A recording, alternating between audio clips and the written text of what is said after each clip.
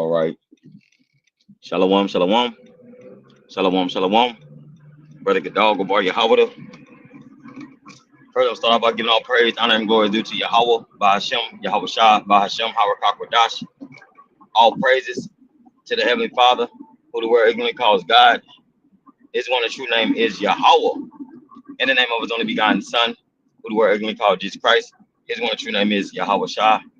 In the name of the Holy Spirit, double honors to the elder apostle, elder bishops of Great Millstones to rule well. Peace and blessings to the hopeful elect. Shalom, shalom. So as you see the topic, the sons of Noah, which I'm not going to go into all the sons of Noah. I'm just going to mainly talk about two of them. Mainly talk about Shem and Ham, or Ham, as people like to call them. All right. So when you read the book of Genesis, and it goes into the time of the flood, which the antediluvian period, from the creation to the flood is the antediluvian period. All right. So during the time of the flood, you had Noah, who's a righteous, holy man of the Lord, and he prophesied for Yahweh Shemel Shah. Stop. Sit down, man. Sit down. And he prophesied for the Lord Yahweh Shemel Shah. And when he prophesied, he was warning this realm of things to come, warning this place of what's going to happen. So when you read the scriptures, and it goes into let's go into Hebrews 11. When I was thinking, it's faith exemplified. Noah had faith to be able to be saved, but within his faith and his family being saved, he had sons, right? He had Shem, Ham, and Japheth, right? And Ham, if I'm not mistaken, Ham was the youngest son. He was the youngest son of Noah, born 96 years before the flood, right? Born 96 years before the flood.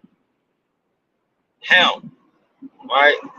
And he's the progenitor to the dark races, not the Negroes, but the dark races, the Libyans, the Egyptians, the Canaanites, right? But not the Negroes. Zondervan Compact Dictionary Bible, right? So he's not a progenitor to the so-called Negro, Latino, Hispanics, Native American, Semio Indians, man, right? Because we're not Hamites. Our bloodline come out of Shem, right? We're Shemites, right? The so-called white man is a Shemite, right? Coming out of the line of Noah, right? The so-called Arab man, a Shemite, right? So when you read the scriptures, you gotta really take in what the word of the Lord is saying about these nations, right? And about who we are. And Ham, he what you see, just like Esau, a damn degenerate, man. They deal with beasts, they do bestiality, they deal with multiple deities, right? They deal with abominable customs, right? So I just wanted to say that, and I just wanted to bring out that word, that Hebrew word for Ham is Ham, which is Ham. It's got a C in front of it, but it's Ham, and it goes into hot or warm, of the area Montezarium, which is Mizraim, Egypt. That area is hot. It's very hot over there, very warm over there, right? And then when you read the scriptures in the book of Exodus, coming right behind after the flood, coming into the time of Moses, and our people being in captivity under the Hamites, right? So around, let me say, I don't want to butcher the timeline, so I ain't gonna guess it. But we know the antediluvian period was 4000 BC, right? On up until I want to say to 2000 BC, if I'm not mistaken. I have to go back into my Bible history book. But the point of me saying that is, okay, y'all think we're Hamites because we look like them, or because they look like us. Because again, Ham is the youngest son, right? So guess what? The bloodline of Shem was on earth way before the bloodline of Ham, right? And we don't care how many of you Kemet people say y'all got it when y'all off, man. History tells you something different than what they talking about, man. Right? So when you read the scriptures and it goes into Moses, basically his parents, this in Exodus, right? After Genesis 49, after the blessing that Jacob, right, was telling that telling the Israelites that we gonna have, right? This is after that, right? When we going into the Pharaoh after the Pharaoh after Jacob, right? Didn't really care about the Israelites, right? Didn't give a damn about them. Wanted one thing: servitude, subjection, submission to build their empire, right? So when the time of Moses came and the Pharaoh that wasn't pleased with the Israelites, didn't care about the Israelites, set out a decree for all the firstborn males to be slaughtered. You read that in Genesis, so like in Exodus 1-2, on up into the time of chapter 3, into the time Moses basically left, right? And the Pharaoh put out a decree to slaughter all the Hebrew Israelite males, firstborn males, because of the prophecy of a leader rising up, and because they was so vigorously reproducing, man, right? Just like we do now, we vigorously reproduce on this side. And you know what I'm saying? They fear that, the nations fear that, because it's always a leader that rise up, in which we know our leader is Yahweh Shah, man. We trust in the Messiah, that's our leader, man. Right? So we know every time Jacob is in captivity, Jacob multiply fast and rise fast. Right? So the Pharaoh was afraid of this. He was afraid of a prophecy coming up where he's gonna be able to where he thought that the right along fighting with the outside of Egypt, right along fighting with their own fellow people, their own fellow Hamites, the Philistines, right? And the Canaanites, etc., right? Because they always fought within themselves. So right with them, you can read the scriptures on this if you think I'm lying. They say Pharaoh and them didn't want to let Israel get strong and click up with the outside nations, click up with the nations outside of Egypt, or click up with the people outside of Egypt that was Hamitic tribes, right? And fight against Egypt and oppress Egypt. So they try to do a decree and do away with all the firstborn males, right? But we know the Lord was on Moses and his mom and stuff, right? His spirit was on them to put Moses in a basket and send Moses down the Nile River, right? If I'm not mistaken, it was the Nile River. To send Moses down the Nile River in that basket, right? To in the spirit get picked up by Pharaoh's daughter, right? If I'm not mistaken, it was Pharaoh's daughter who picked him up. And guess what? Moses looked just like the Hamites. We are brown. We're melanated people, right? We looked exactly alike, right? Different shades of brown. So Pharaoh's daughter picked Moses up, and it's lucky for the Pharaoh too. It's lucky for that ahead of time, brothers.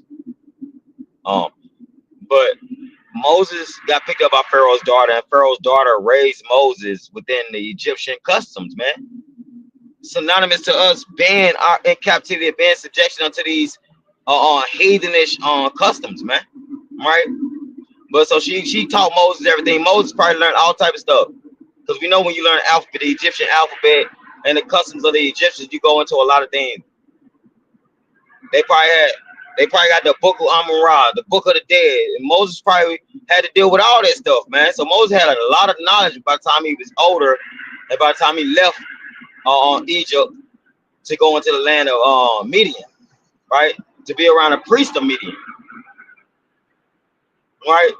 Um, in the land of Africa, right? So the point of me just bringing out that Shem, the bloodline of Shem is older than the bloodline of Ham, is because of what we read in Genesis, and when the flood happened, and the sons that Noah had, right, and their wives that were saved, right, through Noah's faith, but the sons that he had, you had Shem, Ham, and you had Japheth, man.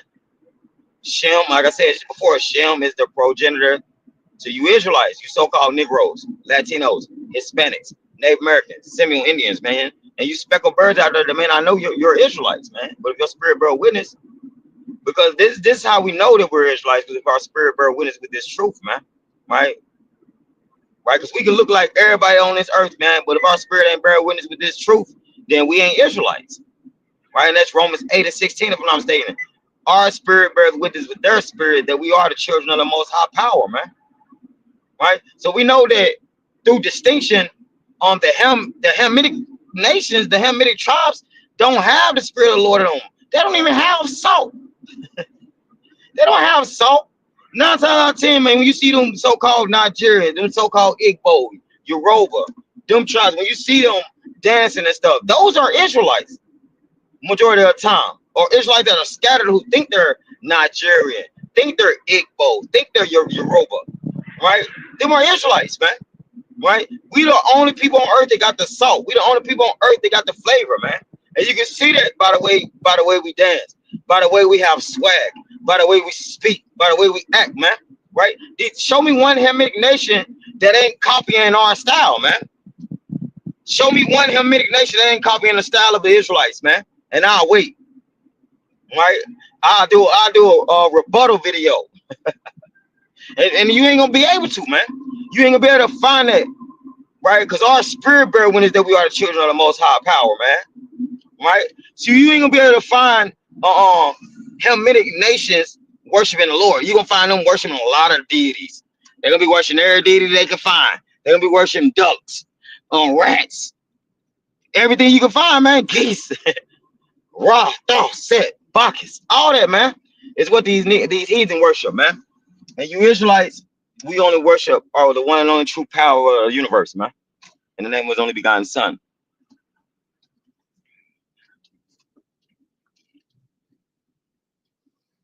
All right.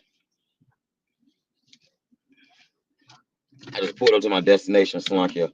And Salakia put up apparel again. So again, when you go into these genealogies, these bloodlines, you have the Hamitic bloodline, which I brought out, the Libyans, the Egyptians, the Canaanites, right? The Philistines and stuff. Those are the Hamitic tribes, man. Those are Hamitic people that are born. Which I'm gonna get into this. I'm gonna make a part 2 of this when I get back home. Going into the sons of Ham. You got Cush, man, right? You got a lot of nations coming out of Ham, or a lot of tribes coming out of Ham as well. Just like you got a lot of tribes of people coming out of Shem, right? And again, a lot of people don't know where their bloodline come back from. You so-called white people are Shemites. You so-called Arabs, Shemites. You so-called Negroes, Latinos, Hispanics, Native American, Seminole Indians, Shemites. We're Shemites, man, right? And through our bloodline coming out of the sons of power, meaning coming out of Noah, right? Which is where the chosen line come through from all the way from Adam and Eve, all the way from Adam on down through Seth, right on down, keep going, trickling on down to the chosen, man, with 12 tribes of Israel and the elect of us, man. Lord willing, we probably elect number. But the point of me making this video is because we look like y'all, man. Well, let me rephrase that. Y'all look like us, man, because our bloodline is older, right? So y'all look like us, meaning we're different shades of brown, but our spirit is totally different. We have a different spirit than y'all, man. Like I even talked to, just as a testimony, before I when I first came into knowing who Great Millstone was, man. I was living out in Brooklyn Park, Minnesota, man. And like it was either Brooklyn Park or St. Louis Park, Minnesota. And And there was this. It was he wasn't even if I'm not mistaken, he was an Israelite, but he assumed that he was Ham. And then he was telling me, which he probably was, the spirit bear witness, which he probably was him. But he was telling me that that we not the same people. He was telling me like, yeah, I mean, y'all not like us, man. Y'all different. And I'm like, yeah, man, we different. And I forget what he was, man. But yeah, he was like, man, y'all different, man. Y'all spirit different than ours, man. Y'all got a different type style of culture, man. And it's true, man. We don't eat abominable foods. We don't do the things that y'all do, man. Right? And the spirit bear witness, man. Right? Right. So what I wanted to when I'm going to later is going to the history of how we fled into Africa, going to the history of how Moses looked like the so-called Hamites, so he's able to hide amongst them as their people, man. That's where it boils down to. We look alike, but we're different bloodlines, right? And I'm gonna put up a certain snippet videos to add on to this, right? And I got a part 2 coming out. But when you look at the movie Shaka Zulu, the so-called Edomite, Hebrew Edomite, said these are the lost tribes of Israel. These are the tribes of Judah and stuff, man. Fleeing into Africa, the west coast of Africa at that, from Roman persecution and from Pharaoh persecution, man. Right? So our people was always fleeing. We was always on the move, man. Right? So Lord willing, this edifying. I just want to bring out that this Ham, the youngest son of Noah, born 96 years before the flood. Guess what? Our bloodline was already on earth. The Japhetic bloodline was here. Right? Dan Ham came 96 years before the flood. Ham is the youngest son, so he's the youngest bloodline on earth, man. So Lord, let that from give all praise, honor, and glory due to Yahweh Shema Shah, Shema Dash. Double honors to the elder apostle, elder bishop, the great millstones to be well. Peace and blessings to the whole full elect. Part 2 is coming up next. Shalom. Yahweh Shema Shah, Shema Thumb. Wow, wow, wow.